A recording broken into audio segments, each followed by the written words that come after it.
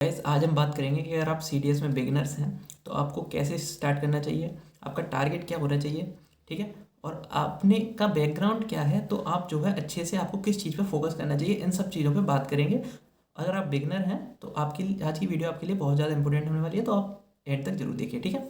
तो चलिए स्टार्ट करते हैं कि आपके लिए सबसे पहली बात तो ये कि 2 महीने का टाइम सफिशियंट है।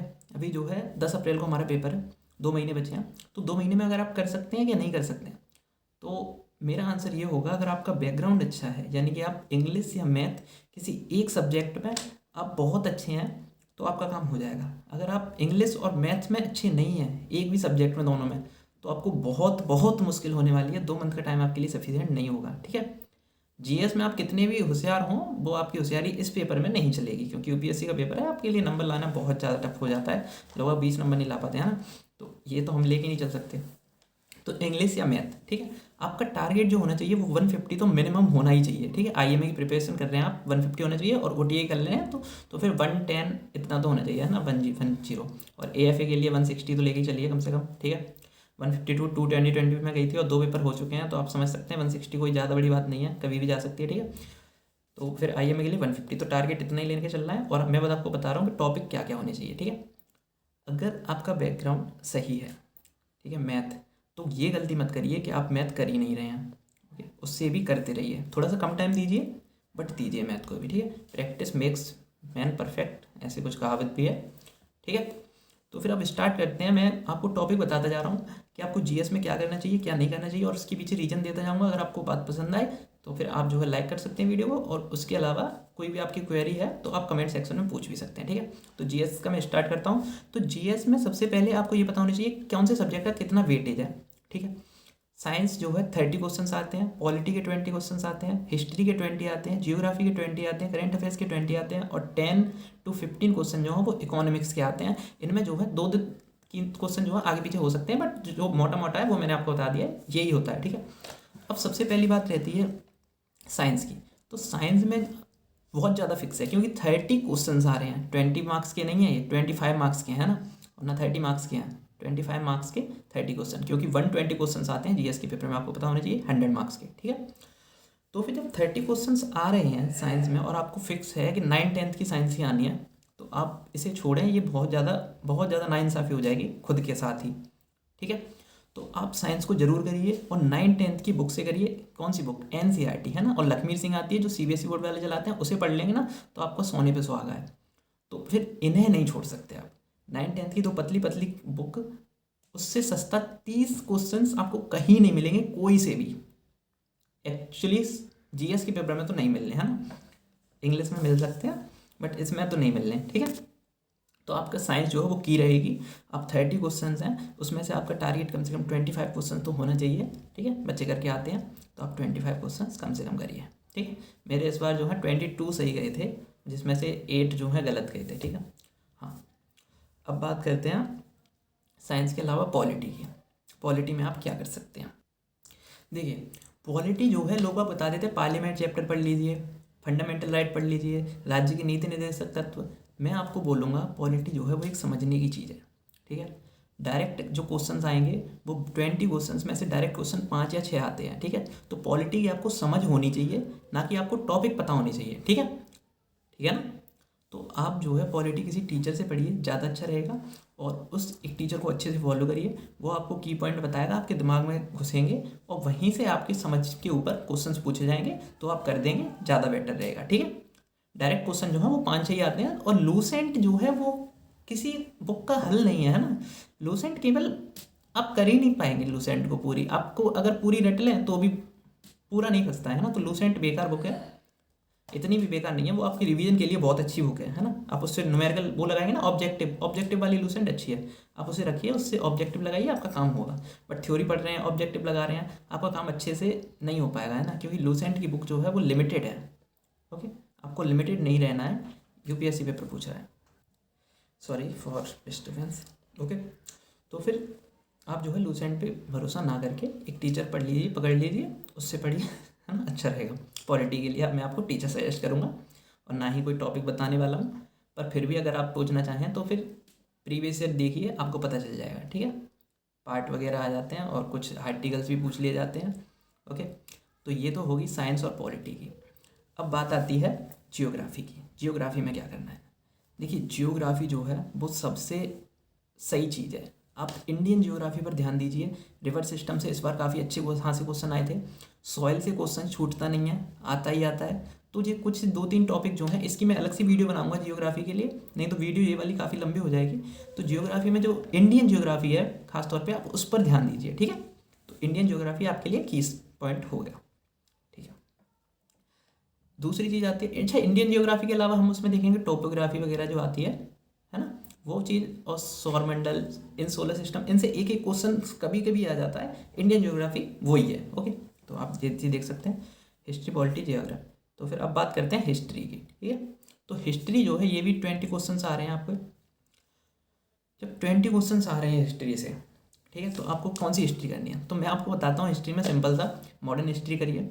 अगर आप वहाँ से स्टार्ट कर रहे हैं, हड़प्पा सभ्यता से, ठीक है, एंशियंट हिस्ट्री से, आप बहुत बड़ी गलती कर रहे हैं, ठीक है। आप जब तक मॉडर्न हिस्ट्री तक पहुँचेंगे ना, तब तक तो पेपर आ जाएगा, या फिर और धोखे धड़ाके से पूछ के भी गए ना तो आपका मन नहीं करने वाला। और क्वेश्चन आएंगे कम से कम 12-13 मॉडर्न हिस्ट्री से, ठीक है। और एंशियंट हिस्ट्री से 2 क्वेश्चन से ज़्यादा तो बहुत बहुत मुश्किल है ना। तो आप ध्यान दीजिए, सबसे पहले मॉडर्न हिस्ट्री से स्टार्ट करिए। मॉडर्न हिस्ट्री को पूरा पढ़िए, दोबारा पढ़िए पूरा। उसके बाद में आइए आप मेडिएवल हिस्ट्री पे। मेडिएवल हिस्ट्री में भी आप दिल्ली सल्तनत, विजयनगर साम्राज्य से क्वेश्चन आता ही आता है। और कौन से सिख गुरु पढ़िए, ठीक है। और उसके बाद में आप मुगल काल पे चले जाइए, अगर आपको टाइम मिलता जाता है। विजयनगर से क्वेश्चन आता है तो आप विजयनगर पर ध्यान दीजिएगा, है ना, ठीक है। और जब आप ये सब चीज़ें पढ़ रहे हैं तो इन पे ज़रूरत से ज़्यादा टाइम वेस्ट मत करिए, है ना। आप अगर मॉडर्न हिस्ट्री कर लेते हैं, ये काफ़ी ज़्यादा सफिशिएंट रहेगा। बट अगर दिल्ली सल्तनत, मुगल काल, और जो मैंने बताया विजयनगर साम्राज्य और सिख गुरु जो हैं, इनसे क्वेश्चंस आते हैं, तो ये इंपॉर्टेंट टॉपिक हो जाएंगे आपके लिए। और अलग से वीडियो में इसकी भी लेके आऊँगा, ठीक है। अब बात करते हैं करंट अफेयर्स की।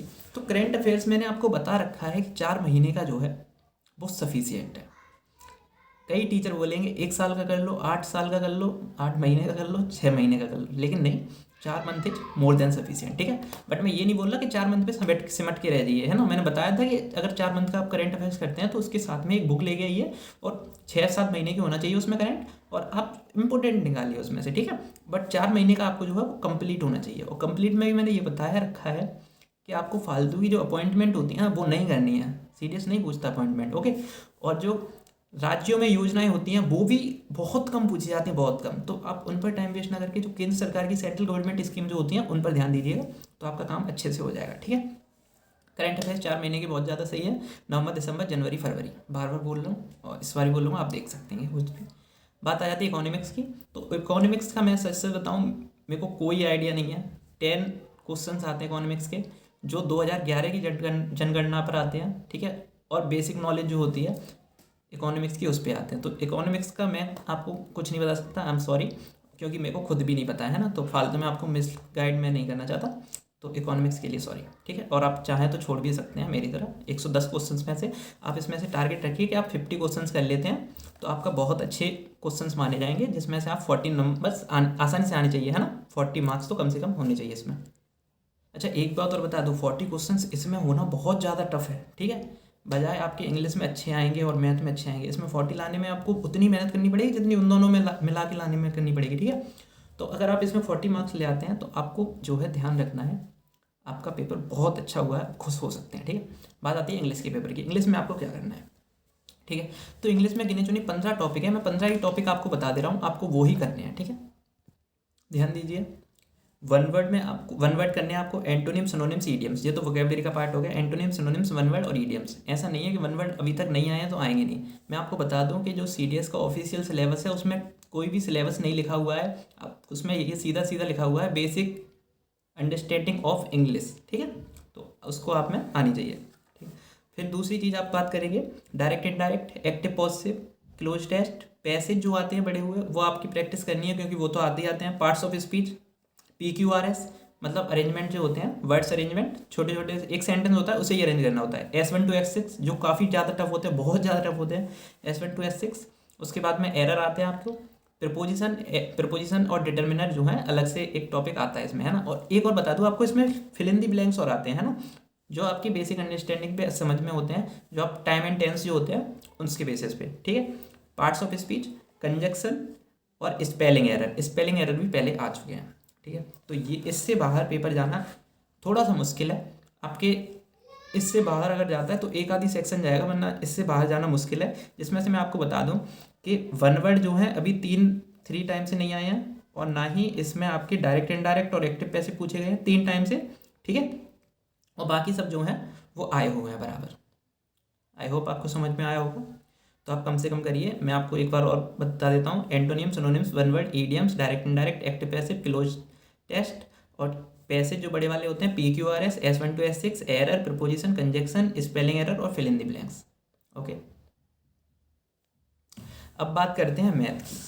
तो मैथ में आप क्या कर सकते हैं, अगर आपको इंग्लिश के और ज़्यादा जानकारी लेनी है तो मैंने अलग से वीडियो बना रखी है, आप प्लेलिस्ट में जाके चेक करिए। स्ट्रेटजी फॉर सब्जेक्ट वाली प्लेलिस्ट होगी, उसमें आपको वीडियो मिल जाएगी, ठीक है।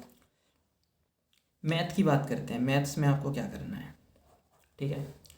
अगर आप मैथ्स के स्टूडेंट हैं तो सबसे पहली गलती तो ये मत करिए कि आप मैथ्स कर ही नहीं रहे हैं क्योंकि आपका मैथ्स होशियार है। मैथ्स में आप होशियार हैं तो आप ऐसा थोड़ी मैथ नहीं करेंगे।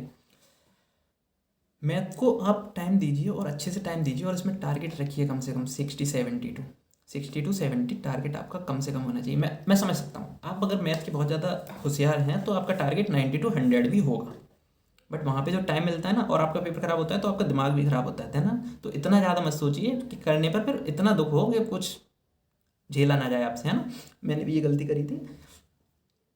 ओके, तो आप मैथ्स में जो है टारगेट 60 to 70 रखिए, और इंग्लिश में भी 60 to 70 ही रखिए। तो 60, 60, 20 और 40 मार्क्स उसमें आ रहे हैं। 160 मार्क्स आपके लिए अच्छे मार्क्स हैं। ये सुनने में आसान लग रहा है बट आपको ये करने में बहुत ज़्यादा मेहनत करने वाले हैं, ठीक है। तो मैथ्स में आपको सबसे पहले बता दूं कि अर्थमेटिक मैथ्स जो है वो कम आती है, एडवांस मैथ्स ज़्यादा आती है। तो 4 टॉपिक आपको बता रहा हूँ मोस्ट इंपॉर्टेंट है। उसके अलावा मैथ्स में आपको कोई भी टॉपिक जो है अनइम्पोर्टेंट नहीं है, आपको सारे टॉपिक्स जो हैं वो आने चाहिए, ठीक है। 4 टॉपिक में मैं आपको बताऊंगा जियोमेट्री, टिग्नोमेट्री, ठीक है। उसके बाद में मेंसुरेशन। ये 3 टॉपिक तो आपको कहीं छोड़ने नहीं है, और साथ में चौथा वाला है नंबर सिस्टम।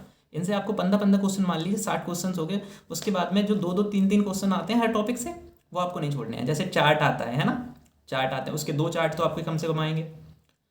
कोई सा भी आ सकता है, पाई आता है या फिर बार डायग्राम आ सकता है। तो फिर 10 क्वेश्चन या 8 क्वेश्चन इस बार आए थे, तो वो तो आते ही आते हैं। तो 60 to 70 क्वेश्चन जो है आपको यहाँ से कम मिलेंगे, जो 5 टॉपिक बताए हैं।